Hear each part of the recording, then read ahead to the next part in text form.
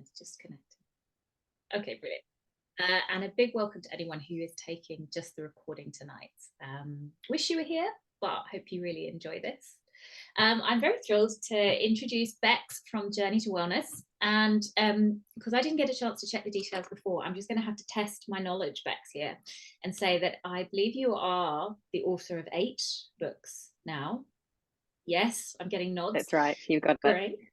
And she's the creator and founder of Journey to Wellness, which is a wonderful Instagram space for really accessible and helpful mental health support, which we're going to talk a little bit about, hopefully, which I think has about 500,000 followers now on Instagram.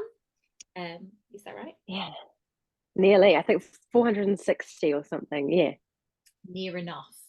And also the Journey to Wellness community that I love being a part of, which has a wonderful library of incredible courses, resources, guest masterclasses, group coaching, the occasional yin yoga contribution over on her website as well. Bex, can I start just by asking about Journey to Wellness? Just because I once heard you say its creation was an accident. How do you create something like this by accident? it was an accident. Yeah, well, I was working at the time in a high school actually as a counsellor. And so that's teenagers. I don't know if everyone calls a high school the same thing, but 13 to 18-year-olds. And I found that a lot of the time between sessions, the clients that I'd see would forget the tools that I had taught them in sessions, as adults do too. We get overwhelmed and life happens, and we're kind of like, what did I talk about in therapy, and what was I supposed to do in this situation? So I thought, right, I'm going to create an Instagram page. That's their hangout spot, and I'll start, illustrating mental health tips and tools and things that we do in the session and popping them up, and they can follow the page. And if you ever scrolled back far enough, you'd see it looks like I was drunk and playing Pictionary when I started drawing. They are so horrific. They're so bad. But they evolved over the years, and the page did. So it ended up being that it wasn't really my clients that followed it. Obviously, I was just not cool enough to follow on Instagram, but it was adults that followed it, and from all over the world. And so eventually it came to be that I started selling the odd little print and things. And then I thought, well, I actually, rather than this just being about art, what I do is, mental health. So why don't I run some online courses and things like that? So I started running these online coaching groups. And by that time, I'd gone on maternity leave with my wee girl, and a publisher had found the page. And, that's where things kind of started from there. So the fact that it is now this big online community and membership, and there's all these courses and things, was never meant to be what happened. And it truly came about accidentally. It was like a beautiful accident. And I'm just so grateful and thankful that that is now what I do. Amazing. And I'm particularly interested in the publisher found you and contacted you, because everyone's here really about writing, although I'm sure people will bring up other things as well in the coaching. And I'm interested in that because you had a negative experience earlier in your career trying to write what sort of popular psychology guidance, was that right? I had always been kind of interested and enjoyed writing. Like, I used to write when I was a child, write stories and things like that. And I remember taking journalism in my high school years. And in my 20s, I think I decided, I'd really love to follow this. And there was a local magazine, so quite a small publication, but well known in our region. And I thought, I'm going to approach them and say, whilst I haven't been to journalism school, this is a big passion of mine. And the editor at the time said, okay, we'll give you a shot. And so he said, you can do a film review and you can interview some people. And so I did that. And I remember feeling completely overwhelmed by having to do this film review and thinking, I don't know how to review a film. And I totally I remember freezing and thinking, am I meant to have liked the film and this is a good review, or am I meant to be critical of this? I didn't know how I then felt anymore. How was I meant to feel about it? And so I was Googling reviews of the same film and, piecing other people's ideas with kind of my own, trying to write how I thought it should sound, doing these interviews. Right, I wrote them and they published them, which was great. And then they changed editor. They got this new editor in, and I said, I'm really keen to keep working with you. I've had a couple of articles published. And he said, wonderful. Here's someone to go and interview, write up a big profile on them. So I did, sent it in, and eagerly opened the magazine when it came out the next month, and it wasn't in there. And okay, maybe they're going to publish it in the next one. So I followed him up and just said, I just wondered what time it would be published. And he came back to me, and I can't remember the exact words, but it was fairly blunt, and it was something along the lines of, we're not going to publish this. You're just not a good writer. You're just not good enough. And, here's a hot tip. You need to make this so much easier. You're making it really hard on the editors. This is just not good. And he said, I don't want you to write anything for us again. And so that was my sort of first experience of this, like, quite, blunt rejection. And I think, editors can be that way. I've heard sort of since then that they can be less than kind with their words, but as someone who was an HSP, it sort of hit right into the heart. And I didn't write for years after that. Yeah, I heard so many interesting things there, and I saw loads of nods of recognition. I almost wanted to jump in and say, if you think editors of journals are harsh, wait till you've received academic reviewer feedback. I can see a few grimaces even as I say that. But that thing of, you're just not a good writer, and the way that someone's comment like that can sit with you. And I also really noticed that kind of slightly manipulative, you're making it hard on the editors, as if you're really you're causing problems for other people by your failure. How did those comments then affect you going on, in terms of, you said you didn't write, so what actually was happening? Why didn't you pick up writing again? Yeah, so there was sort of two phases to how that ended up affecting me. And the first was, spiraling into that rejection piece, was really confirming the limiting beliefs that I held already, that I wasn't good enough, I wasn't smart enough, not academic enough, didn't know enough, just all of those things that we probably, some of us already have these threads of these limiting beliefs in our lives, and then things happen that seem to provide evidence for it. And so at the time you can really latch onto it, and that's what I did. It was like, okay, confirmation, done. This is not the path I'm going to be taking. I need to try something else. And so that's why I didn't bother again. No part of me at the time thought, oh well, that wasn't a good piece, let's try another magazine, let's try again. No part of me thought to do that. It was just a complete, and I'm done.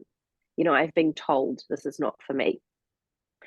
And this is also in an era and a time of my life where, people pleasing was a big part of what was in the driver's seat for me a lot of the time. And insecurity and imposter syndrome and all those things were very present in my life. And so all of that latched on massively to that feedback, and it was enough to just tip the balance and prove that I couldn't do it. But what ended up happening, I guess, phase two was, unfortunately, quite a few years later, but it was the ability to step back out of those parts of myself that all they could see was the evidence that, you're not good enough, was to step out of that a little bit and say, well, actually, I don't know that was my authentic voice lined up in that writing either. Like, I think I was trying to write a certain way and trying to speak how another journalist would speak. And, really, and case in point with that movie review, like literally pulling other people's, their feelings about the movie and making them my feelings. And so it was, in the end, quite a good lesson about finding your own authentic voice and having some kind of trust in really how you want to speak, what your words are, what you need to contribute. And so in some ways it was nice to be like, well, this wasn't a criticism of me at the core. This was a criticism of a piece of work or even a voice I was trying to portray. But what would it be like to just hold strong to who I am, or to voice my authentic kind of soul speak? And that's where I got to with it in the end. And I think hopefully that's where, I guess, what we can learn from rejection is, you know, it really shows you any limiting core beliefs that you have. Because if I didn't believe that I wasn't good enough or smart enough, then that rejection wouldn't have really meant anything. You know, if you're told something about you that you just do not believe, you know, oh, you've got green hair, it's disgusting. That's gonna roll right off your back. I know I don't. Okay, moving on. But a big part of me believed that rejection. And so it really illuminates core beliefs, limiting beliefs. So it can actually be really helpful in that way of going, there's some stuff here, there's some shadow here that needs to be worked through. And that was really useful in the end. I don't have to be everyone's cup of tea. That's so beautiful, Beck. And I'm heartened because tomorrow in the writing retreat, we are literally starting with life mapping and limiting core beliefs about ourselves as a writer. So you've given a beautiful introduction to that. How would you say someone can go about holding an authentic voice in that way if their writing is embedded in a system where there are certain constraints around it? So, for example, maybe you need to write a certain way to get published, or you need to write a certain way to please the PI on the project that you're working for, or just to complete your doctorate, for example. Yeah. And of course that's going to make it harder if that's not your writing style, or, you know, what you, and actually I can say, even though, so the books that I have had published, you know, I've had a lot more free reign about using my voice and them being written how I want them. But there was also still publishers and editors and proofreaders and all kinds of people who combed over them and wanted lots of stuff changed.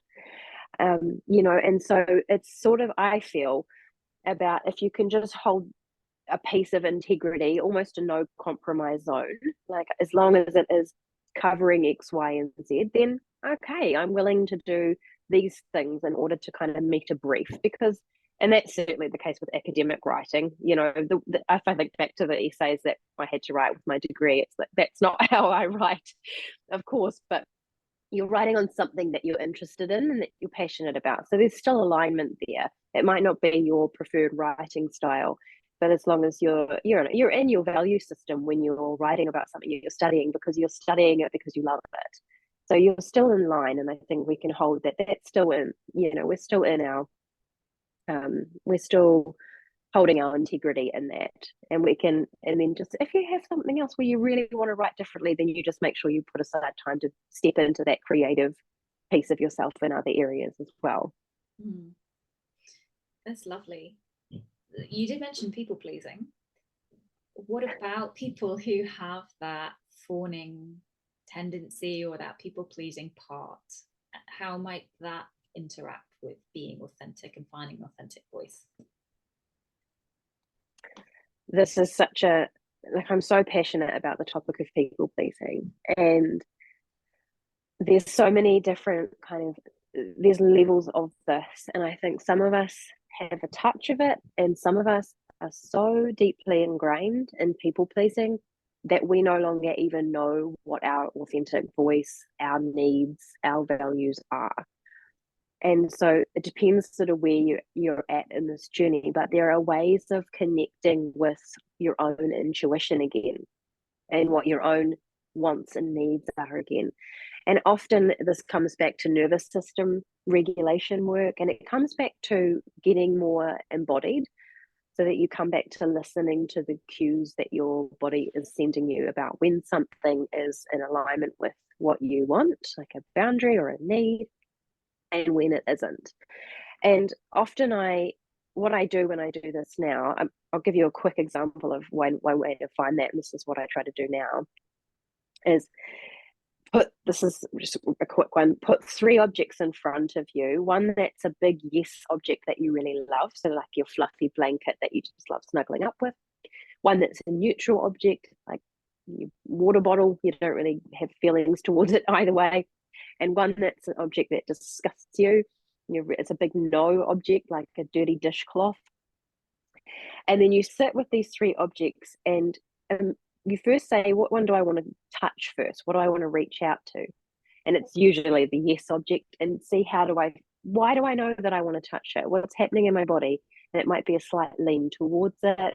It might be that your eyes get drawn to that. You might feel warmth in your face or in your chest. Then you pick it up and interact with it and see what your body does. It might be that you're soft, that there's no tension. You do the same with each object. And when we do this in our coaching group with the no object, you can really see and feel what a no feels like in the body. You physically, your face is like, I don't want to touch it. And there's contraction in the body, and maybe the stomach tenses. So that would be an exercise to do if you've never done somatic work and you feel quite out of touch with what feels like a yes and what feels like a no. And then as you keep tuning in with this when it comes to people pleasing, start pressing pause and tuning into your body when you're in situations where you think you might be fawning. So if someone says, hey, can you do this thing for me? Or if we're talking about writing, if you get feedback that says, can you change it from this to this, or something like that, press pause before you go to respond to the person. Sure, no problem. Yep, I'll get that done. Or yes, I can do that. Just press pause and feel into the body. Is this actually a yes or a no internally here? And often there are really clear cues. And if you're a people pleaser, you probably have ignored them for a really long time. So without pressing pause, you won't feel them.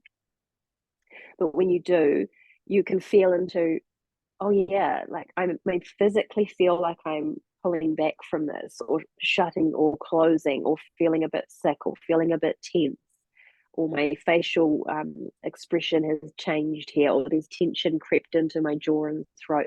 So you can start to do that kind of thing, and it starts to push you into alignment with, was this a yes or was this a no? Hopefully that makes sense and answered the question. Oh, I think it does. Yeah, absolutely. And actually, it occurred to me thinking about when I was a PhD student, going along the shelves of the stacks in the library and like taking down books to work out what to read, and remembering that feeling of being like, oh, like this is a yes and this is a no, this has the word economy in the title, like this is going back. And then those neutral ones that were like, yeah, okay, maybe useful. So I feel like actually a lot of academics probably already have a lot of these skills, but we don't think about it in this way, and we maybe don't think about applying it to feedback that we receive, because negative feedback feels so very perilous, particularly depending if you're early in your career as well. Do you think that feeling that slight detachment from yourself is part of imposter syndrome as well? Can it be a factor in an imposter syndrome, of feeling that uncertainty about yourself and how to conduct yourself in situations? Yes, yeah, absolutely. Because imposter syndrome is often linked to fear, and it's often linked to perfectionism as well. And so, when we're doing this perfectionism piece, we are detaching, from ourselves, from our humanness, from our compassion and our permission. And so imposter syndrome is such a nasty, tricky one, isn't it? I think maybe everyone here has probably experienced imposter syndrome before. I think it's such a common thing, especially in women, and then especially in anything with academia, really, anything where you have a level of success often behind you. When I feel it seems to be the people who are the most successful, or who have some amazing achievements behind them, seem to be the ones who struggle with imposter syndrome the most. And so, yeah, there's a real, as you say, there's a real detachment from your authenticity with that, or just a non-trusting, I think, as well, a non-trusting that what I have is good enough. It's enough. And it wants to also detach from and ignore any evidence of success, any evidence that we are enough. Imposter syndrome has no interest in that. So it will really actively be filtering out your successes and filtering in any evidence of a failure. Even when it's not direct evidence of a failure, it will morph things to provide that evidence. So it's a nasty, nasty bug. I had a really good example of imposter syndrome recently that no one turned up to one of my yoga classes, and I just straight away went into like, you know, oh, this is just what I expected to happen. Like, no one wants to come and do stress management with me. I shouldn't even be in this field. I'm wasting my time. Why are we trying to build a YouTube channel? It's ludicrous. I then found out the next day that actually the front door of the studio had blown closed in the wind, and there were 3 people waiting outside who never got in. But I didn't even think to go down and look, because I was just absolutely convinced that, yeah, this is what's going to happen. Like, no one's going to want to practice with me. So fun story for you. I noticed there were lots of nodding during that. There's lots of nodding. Go on. You're so not alone. I think you really need to remember when you experience imposter syndrome that you're not alone. Mm-hmm. And I think when we experience it, you see people who are successful and you think, oh, but look how easy it is for them. Look how accomplished they are, how confident they are.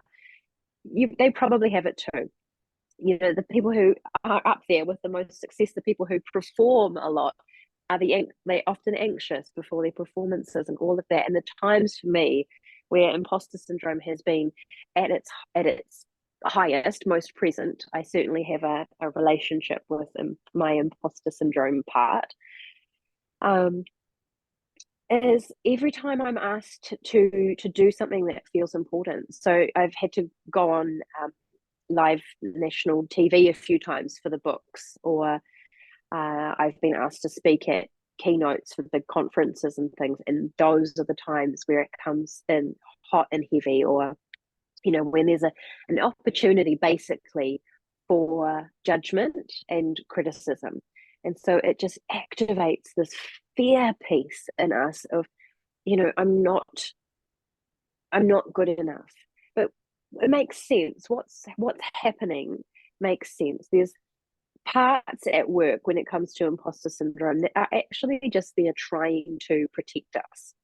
And this is one way that I can have a good relationship with imposter syndrome, is to think of it as a part of me that has a need. And my imposter syndrome part would have a need for integrity and respect and being valued and being accepted, not being judged. And so it raises its head when there's literally a situation in front of me or in front of you that is threatening that need that it has, the big value for the safety and not being judged and being accepted. And so, yeah, when we submit a piece of writing or a piece of work, when we're asked to speak somewhere, in some ways, that's a threat to the values of that imposter syndrome piece. And so I think of it of, okay, you're here to protect me, and I thank you for that, because it is important to me to feel safe, to feel valued, to feel seen for my authentic self and not misjudged. And so I appreciate that you're here letting me know that we're stepping into something that feels risky. However, what my imposter syndrome part has is limited information, or very filtered information. So it has information that it thinks is relevant to it, this part, which is the evidence of failures, or the evidence of, it being hard, where I've panicked because I've had a history of having panic attacks with public speaking. So it has like a little case file of all of that. And it says, but look, see, I have all of this evidence that you can't do it, and this is scary and unsafe for us to do. And so it's okay. It's actually, thank you, imposter syndrome, for being here. You're doing such an amazing job at looking for situations where there's some threat to us. But then I have this other file. Here's all of the evidence of my successes and achievements and other pieces that I know about myself. And I promise you, we are safe. There'll be acceptance. We can meet those needs in other ways. And we can also step out of my comfort zone to keep trying to give evidence back to the imposter syndrome part that everything is okay. But imposter syndrome, this part for me, is also a perfectionist. So it's very rigid. It doesn't hold space for grey zones, for fumbling over words, for 80% of something being good and 20% being a little bit shoddy. That's very human, isn't it? Like when you do a piece of writing, some of it's amazing and some of it's kind of just average. It doesn't hold space for that. So it doesn't really want to embrace failure and humanness. And so I just hold space for it rather than getting in a big fight with that part of yourself or hating that part of yourself. I just really encourage everyone to just turn to it and see the needs that it has and the values that it has and how it's trying to protect you, and thank it for the job it's doing. And then continue to act with it in your passenger seat or the back seat of your car, but not in the driver's seat, not allowing it to take over and make the decisions. That's beautiful, Bex. I just want to kind of close this part of the session with a final question, which is, what about the people who are on this call who maybe have experienced being in quite a toxic environment or even experienced some trauma in the workplace? And what would you recommend for them in terms of recovery and healing from that? Yeah, that's a great question. So your nervous system is going to imprint unconsciously, outside of your awareness, times that there have been big emotions, times where it's felt threat, times where there have been trauma. And your memory system, and especially we think about, that amygdala, that emotional memory and fear kind of alarm center of the brain, will deeply encode those memories. And so this is to let you know that what will happen going forward for a lot of people, if we haven't been able to kind of integrate the experience of that toxic place or the trauma that you went through, if you haven't been able to integrate it, your nervous system can make predictions about what your future will be based on what it's been in the past. So it's going to say, we've had this awful workplace, we've had all these things happen to us here that's chipped away at our self-esteem, and here's all of the hideous emotions we felt during this time. I see this happening in our future. And so when anything even bears resemblance to that in the past, it triggers us again. And it triggers all of those same responses again. And so just to kind of validate anyone who's been through this, because I think so many of us have had maybe a toxic workplace experience where there's been a bully there, or a really unsafe feeling person or relationship, and then you go into other workplaces or you try to write again or study again, and you feel it all coming back up again, and you feel yourself being triggered.